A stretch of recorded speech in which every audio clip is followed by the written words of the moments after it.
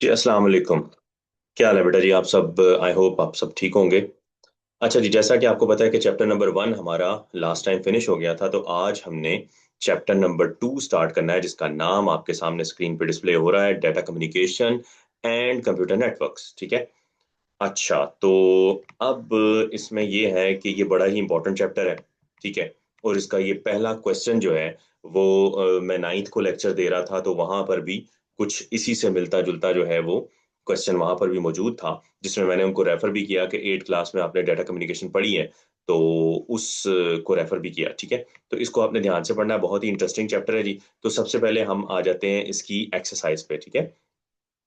As you know कि हम पहले क्वेश्चंस को आइडेंटिफाई करते हैं और फिर उसके बाद जो है उसको स्टडी करना शुरू करते हैं। ठीक है।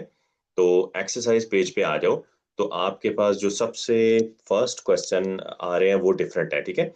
अब आपको पता है कि बुक के अंदर जो टॉपिक्स की तरतीब है वो डिफरेंट है, और आपके जो क्वेश्चंस हैं वो डिफरेंट है। तो हमारे पास डाटा कम्युनिकेशन की जो डेफिनेशन है उससे रिलेटेड ये फिफ्थ क्वेश्चन आ रहा है हमारे पास। ठीक है। Explain the terms data communication message encoder and decoder. तो जी पांचवा शॉर्ट क्वेश्चन आज हम इस चैप्टर में करने लगे हैं, जो कि अगर हम टॉपिक्स की तरतीब में देखें तो सबसे पहले वो टॉपिक आ रहा है, तो हम टॉपिक्स के मुताबिक चलते हैं, ना कि क्वेश्चंस के मुताबिक। ठीक है। तो वापस आते हैं जी चैप्टर नंबर 2 के बिल्कुल स्टार्ट में। तो डाटा कम्युनिकेशन बेटा जी बहुत ही इंपॉर्टेंट, बहुत ही सिंपल सा एक कॉन्सेप्ट है। इसको समझना बहुत जरूरी है, और ये चैप्टर सेकंड चैप्टर बहुत ही इंपॉर्टेंट है पेपर के पॉइंट ऑफ व्यू से भी, और वैसे भी अगर आपने नाइन्थ के कोर्स को सिलेबस को देखे तो वहां पर भी हमारे पास ये टॉपिक बहुत इंपॉर्टेंट है। ले जी डाटा कम्युनिकेशन की सबसे पहले डेफिनेशन पढ़ते हैं। तो ये क्वेश्चन यहां से स्टार्ट होगा। डाटा कम्युनिकेशन कम्युनिकेशन है क्या? कह रहा है it is a process of sending and receiving data electronically, यानी आपने बिजली का इस्तेमाल करते हुए, इलेक्ट्रॉनिक्स सिग्नल्स का इस्तेमाल करते हुए, आपको पता है इलेक्ट्रॉन्स जो है वो फ्लो करते हैं करंट के अंदर, तो करंट के जरिए डाटा को एक डिवाइस से दूसरी डिवाइस में आपने कन्वर्ट करना है, सेंड करना है। ठीक है। अब सवाल ये है, लोकेशन इसमें जो है वो मैटर नहीं करती, करीब पड़े हुए दो कंप्यूटर्स में चाहे डाटा ट्रांसफर कर, अच्छा कंप्यूटर में वर्ड बोल रहा हूँ, आप कोई भी डिवाइस, कोई भी इलेक्ट्रॉनिक डिवाइस, अब चूंकि नेटवर्किंग के अंदर हमारे पास ना सिर्फ कंप्यूटर होते हैं बल्कि और भी बहुत सारी डिवाइसेस होती हैं, तो इसलिए डिवाइस का वर्ड इस्तेमाल करना बेहतर रहेगा। तो क्या कह रहा है जी डेफिनेशन में, the process of sending and receiving data electronically from one location to other is called data communication. ये इसकी एक बुनियादी सी डेफिनेशन आ गई है कि जब आप एक मशीन से दूसरी मशीन या एक डिवाइस से दूसरी डिवाइस में इलेक्ट्रॉनिकली यानी करंट का इस्तेमाल करते हुए आप सिग्नल्स को भेजते हैं, और data is transferred using some wired और वायरलेस मीडिया, और कोई पाबंदी नहीं है कि आप जो है वो डाटा के लिए केबल इस्तेमाल करें ट्रांसफर करने के लिए, या विदाउट केबल या वाईफाई के थ्रू या वायरलेस सिग्नल्स के थ्रू आप डाटा भेज सकते हैं। तो ये एक इसकी बुनियादी सी डेफिनेशन होगी, डाटा कम्युनिकेशन है क्या। अब इसके बारे में जरा सोचते हैं। आपने एक डिवाइस से दूसरी डिवाइस में डाटा भेजना है, इसका मतलब क्या है कि कम से कम आपके पास दो डिवाइसेस का होना जरूरी है। ठीक है ना। ज्यादा से ज्यादा जितनी मर्जी आप डिवाइसेस कर सकते हैं, विच मींस कि एक डिवाइस है जो डाटा भेज रही है, दूसरी डिवाइस है जो डाटा रिसीव कर रही है। अब सवाल यह है कि तीसरी इंपॉर्टेंट चीज डाटा मैसेज, यानी अगर आपके पास डाटा ही नहीं है तो भी आप कम्युनिकेशन नहीं करवा सकते। तो अब इसमें हमारे पास जो कंपोनेंट्स है बुनियादी तौर पर टोटल 5 कंपोनेंट्स इसके अंदर इस्तेमाल होते हैं। Following are the main components of data communication system. एक सबसे पहले तो आपके पास मैसेज होना चाहिए। उसके बाद आपके पास ट्रांसमिशन मीडिया, यानी आपने डाटा सिग्नल भेजने कैसे हैं। अगर आप तार के जरिए भेज रहे हैं तो कौन सी तार इस्तेमाल कर रहे हैं, और अगर आप वायरलेस मीडिया इस्तेमाल कर रहे हैं तो वायरलेस में भी आप कौन सी टेक्निक इस्तेमाल कर रहे हैं। एयर तो इस्तेमाल कर ही रहे हैं, लेकिन तरीकाकार क्या होगा। ठीक है। उसके बाद आपको कम से कम एक सेंडर डिवाइस चाहिए, एक रिसीवर डिवाइस चाहिए, और इन दोनों के दरमियान डाटा, चूंकि आपने दो डिवाइसेस दूर पड़ी नहीं है, यानी डिवाइसेस जो हैं वो करीब नहीं है। ठीक है। करीब भी हो सकती हैं, लेकिन अगर ज्यादातर तो हमने कम्युनिकेशन लॉन्ग पाथ पे करनी होती है ना, तो हमारे पास जो है वो डाटा को भेजने के लिए एक तरीकाकार, अब डाटा सिग्नल्स की सूरत में जा रहा है। अब सिग्नल जो है वो दो बुनियादी टाइप्स होती हैं उसकी, एनालॉग सिग्नल होता है और डिजिटल सिग्नल होता है, वो आगे चल के आप डिटेल में पढ़ेंगे। अब प्रॉब्लम ये है कि मशीन को जो सिग्नल समझ में आता है वो डिजिटल सिग्नल होता है, लेकिन आप जो ट्रैवल करवाना होता है आपने थ्रू द एयर या विद वायर, आपने जो भी ट्रैवल करवाना है, जिस मीडिया के थ्रू भी करवाना है, वहां पर डिजिटल सिग्नल ट्रैवल नहीं कर पाता, वहां पर एनालॉग सिग्नल जो है वो काम आता है। तो हमें इनकोडर और डिकोडर डिवाइसेस चाहिए, उसको डिटेल से पढ़ते हैं आगे।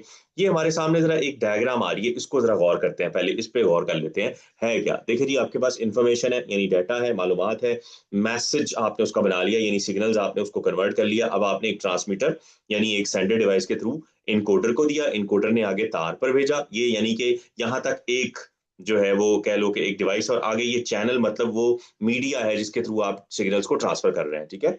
तो ये टोटली जो है चैनल, वो पाथ है, वो रास्ता है, वो मीडिया है, ट्रांसमिशन मीडिया। ये जो लिखा हुआ है ना ऊपर, ये वो है। यानी आप लाहौर में बैठे हुए हैं और यहाँ से आप फर्ज करें कराची सिग्नल भेज रहे हैं, तो आगे एक डिकोडर मशीन होगी, वो उसको डिकोड करेगा, रिसीवर रिसीव करेगा, और मैसेज जो है वो इन्फॉर्मेशन मालूमात यूजर तक पहुंच जाएगी। तो सबसे पहले वन बाय वन करके इनको डिकोड करते हैं, पढ़ते हैं कि है क्या। सबसे पहले हमारे पास आ गया मैसेज। अब क्वेश्चन के अंदर हमने देखा था कि क्वेश्चन में उसने तीन चीजें पूछी थी, मैसेज, ठीक है, डाटा कम्युनिकेशन में मैसेज, इनकोडर और डिकोडर पूछा था, ठीक है। तो लेकिन हम जो है वो सेंडर रिसीवर भी पढ़ लेंगे, कोई इतना बड़ा मसला नहीं है। मैसेज क्या चीज है, सबसे पहली चीज, क्या मैसेज सिर्फ रिटर्न मैसेज हो सकता है, क्या आवाज की सूरत में मैसेज हो सकता है, क्या वीडियो हो सकती है, भाई इन सब का मिक्सचर हो सकता है, ठीक है। A message is the data to be sent, भाई मशीन के लिए चाहे ऑडियो सिग्नल है, वीडियो सिग्नल है, उसके लिए वो डाटा है, ठीक है।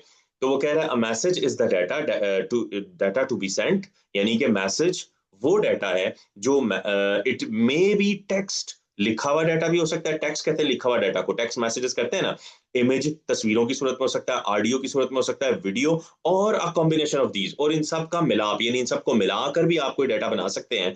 For example, if you send a picture on WhatsApp to your friend, this picture is a message. यानी अगर आप एक तस्वीर व्हाट्सएप के जरिए भेजते हैं, अच्छा व्हाट्सएप भी इंटरनेट के थ्रू इस्तेमाल मतलब होने वाली एप्लीकेशन है, तो आप दो डिवाइसेस, दो मोबाइल डिवाइसेस के दरमियान आप डाटा भेज रहे हैं, तो डाटा कम्युनिकेशन यहाँ पर भी हो गया, ठीक है ना। तो आपकी हर फील्ड में इंटरनेट पर आप जो भी काम करते हैं, आप कोई भी एक्शन परफॉर्म करते हैं, तो वहां डाटा कम्युनिकेशन हो रही है, किसी ना किसी सेंस में हो रही है। हमें नहीं पता चलता, बैकएंड पे डाटा कम्युनिकेशन ही है। इंटरनेट बेसिकली क्या है, डाटा कम्युनिकेशन के असूल पर ही तो चल रहा है, ठीक है।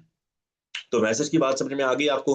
मैसेज कोई तस्वीर हो सकती है, ऑडियो हो सकती है, वीडियो हो सकती है, लिखा हुआ पैगाम यानी टेक्स्ट सूरत में हो सकता है, और इन सब का कॉम्बिनेशन हो सकता है। और एग्जांपल उसने दे दी, जैसे कि आपने अपने किसी दोस्त को व्हाट्सएप के थ्रू कोई पिक्चर भेजी है, शेयर की है, तो आपने एक डिवाइस से दूसरी डिवाइस में डाटा कम्युनिकेशन करवा दी, ठीक है। अब आते हैं जी सेंडर डिवाइस की तरफ। सेंडर क्या है यार, वो डिवाइस, वो कंप्यूटर, वो मोबाइल, ठीक है, जिसके जरिए आप मैसेज भेज रहे हैं। So a computer or device that sends data is called a sender. It may be a computer, mobile, camera or anything that can send message over the network, ठीक है। यानी हर वो डिवाइस जिसकी मदद से आप नेटवर्क का इस्तेमाल करते हुए पैगामात को एक जगह से दूसरी जगह भेज सकते हैं, ठीक है। उसके बाद हमारे पास क्या आ रहा है जी, रिसीवर डिवाइस। अब एक बंदा बात किए जा रहा है, कोई अगला बंदा बात सुनने के लिए मौजूद ही नहीं है, कोई डिवाइस ही मौजूद नहीं है, तब भी आपकी कम्युनिकेशन नहीं हो पाएगी, ठीक है ना। सो रिसीवर चाहिए होता है एक डाटा कम्युनिकेशन के लिए, कम से कम एक सेंडर और कम से कम एक रिसीवर चाहिए, ज्यादा से ज्यादा जितने मर्जी हो सकते हैं। लेकिन रिसीवर क्या है, अ कंप्यूटर और a device that receives messages is called a receiver. एक डिवाइस, एक मशीन, एक कंप्यूटर जो डाटा को मौसूल करता है, रिसीव करता है, वो आपका रिसीवर कहलाता है। Again it may be a computer, mobile, fax machine or anything that can receive the message. आपका प्रिंटर भी एक मैसेज जो है वो रिसीव करता है, आपको प्रिंट निकाल के देता है, तो वो भी एक रिसीविंग डिवाइस हो सकती है, ठीक है ना।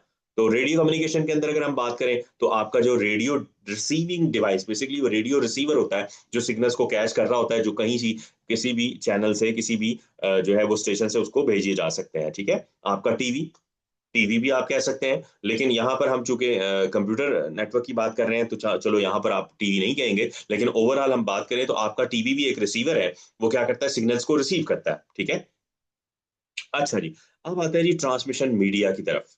ट्रांसमिशन मीडिया असल चीज यही है, और ये पूरा चैप्टर जो है इसी जो है वो ट्रांसमिशन मीडिया की डिफरेंट टाइप्स हम पढ़ेंगे, उसमें ये पूरा चैप्टर आगे वही चलेगा कि मीडिया की टाइप्स देखेंगे और उसकी आगे से सब कैटेगरीज देखेंगे। तो ये वो उसी पे चल रहा है। तो मेरी ट्रांसमिशन मीडिया इस टॉपिक के अंदर क्या है, इट इज द पाथ, ये वो रास्ता है, वो चैनल है through which message travels from sender to receiver, जिसकी मदद से आपके जो पैगामात हैं वो सेंडर से रिसीवर की तरफ ट्रांसमिट होते हैं। It may B through the wired, यानी आप तारों का इस्तेमाल कर सकते हैं, और वायरलेस मीडिया, आप बगैर तारों के थ्रू द एयर भी सिग्नल्स को ट्रेवल कर सकते हैं। देखें, जब दो लोग बात करते हैं ना, फिजिकली जब बात करते हैं रूम के अंदर, तो वहां पर भी अगर मेरी आवाज जो है किसी दूसरे बंदे को सुनाई देती है एक कमरे के अंदर, तो वहां पर भी एक मीडिया इस्तेमाल हो रहा होता है, हमें नजर नहीं आती।